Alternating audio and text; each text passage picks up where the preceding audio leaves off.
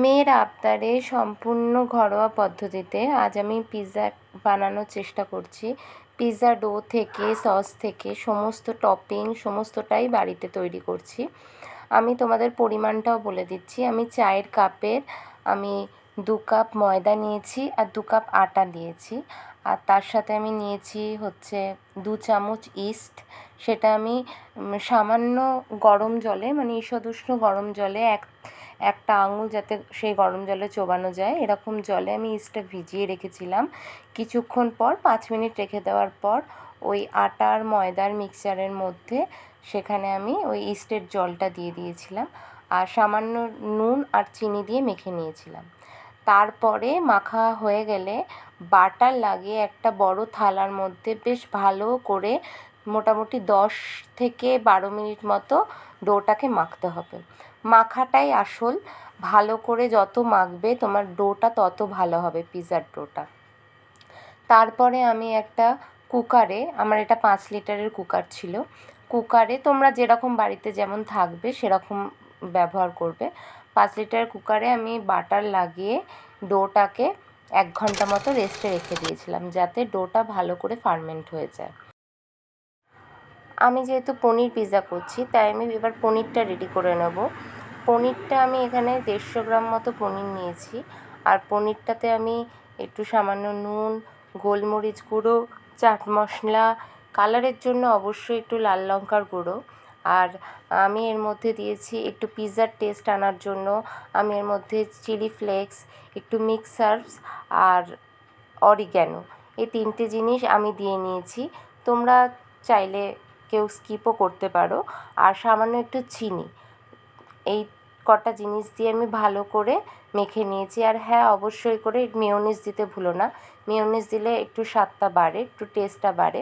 আর তোমরা যদি কেউ এখানে চিকেনের টপিং দিতে চাও তাহলে চিকেনটা তার আগে তোমরা একটু ফ্রাই করে নিতে পারো। তোমরা পনিরটাও কেউ কেউ ফ্রাই করে নিতে পারো, কিন্তু আমি ফ্রাই করিনি। আমি এটা ভালো করে মেখে এটা আমি ফ্রিজে 15 থেকে 20 মিনিটের জন্য রেখে দিয়েছিলাম রেস্টে। এরপরে আমি পিৎজা সসটা তৈরি করে নেব। তোমরা বাজার থেকেও কিনতে পারো পিৎজা সস, কিন্তু আমি বাড়িতেই বানিয়ে নিয়েছি। তোমরা আমার এই বাড়িতে বানানো পিৎজা সসটা দেখেই বাড়িতে করতে পারো, ভালো টেস্ট হয়। আমি এর মধ্যে 10-12 কোয়া রসুন আর 2টো বড় সাইজের পেঁয়াজ কেটে ফ্রাই করতে দিয়েছি। সামান্য একটু নুন দিয়ে নিয়েছি যাতে পেঁয়াজটা ভালো করে সেদ্ধ হয়ে যায়। আর তারপরে কিছু ফ্রাই হয়ে যাওয়ার পর ওর মধ্যে আমি 12টা মতো টমেটো কেটে মাঝখান থেকে কেটে দিয়ে দিয়েছিলাম। আর অবশ্যই করে শুকনো লঙ্কা, গোটা শুকনো লঙ্কা দিয়েছি কালারের জন্য, আর লাল লঙ্কার গুঁড়ো, সামান্য একটু চিনি, আর আমি এর মধ্যে একটু ভিনিগার দিয়েছি যাতে টমেটো সসটা বেশ অনেক দিন আমি স্টোর করে রাখতে পারি। আর এইভাবে আমি খোসাগুলোকে তুলে নিয়েছিলাম। তোমরা চাইলে খোসা দিয়েও করতে পারো, পরে ছাঁকনিতে করে ছেঁকে নিতে পারো।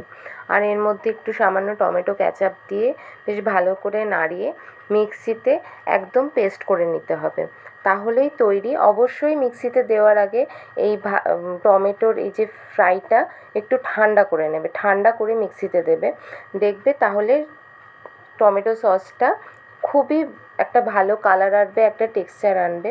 আর আমি এর মধ্যে স্বাদ মতো একটুখানি অরিগ্যানো আর মিক্স হার্ব দিয়েছিলাম যাতে ওই পিৎজা সসের একটা ফ্লেভার আসে।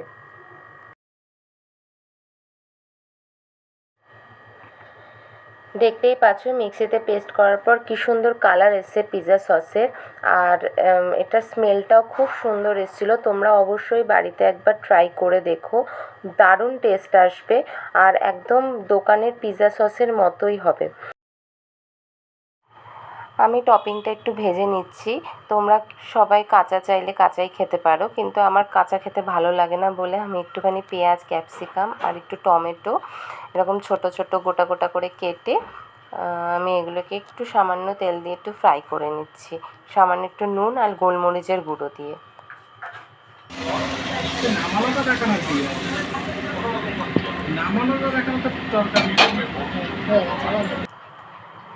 দেখতেই পাচ্ছ পিৎজার ডোটা কি সুন্দর একদম ফুলে গেছে, কতটা পুরো জায়গা নিয়ে ফুলে গেছে। এরপরে পিৎজার ডোটা আমি আবার ভালো করে আরেকবার মেখে নেব, একটুখানি বাটার বা হাতে একটুখানি তেল লাগিয়ে ভালো করে মেখে নিয়ে আমি এটাকে 3 থেকে 4 ভাগ করে নেব।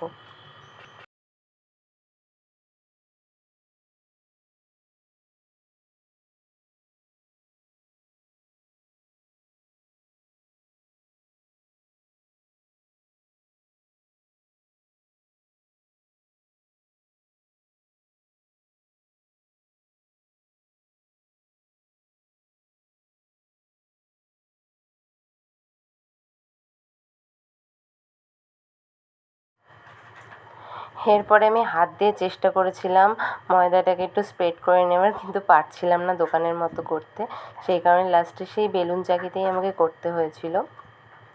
তোমরা যদি পারো হাত দিয়ে করো, আর অবশ্যই করে এটা বেলার পর একটু কাঁটা চামচ দিয়ে এটা একটু ফুটো করে নিও, যাতে সসটা ভালো করে চারিদিকে ঢুকে যায়। আর যে থালাটায় তুমি এটা ভাপাতে দেবে, মানে পিৎজাটা করতে দেবে, সেই থালাতে একটুখানি সামান্য তেল লাগিয়ে নিও।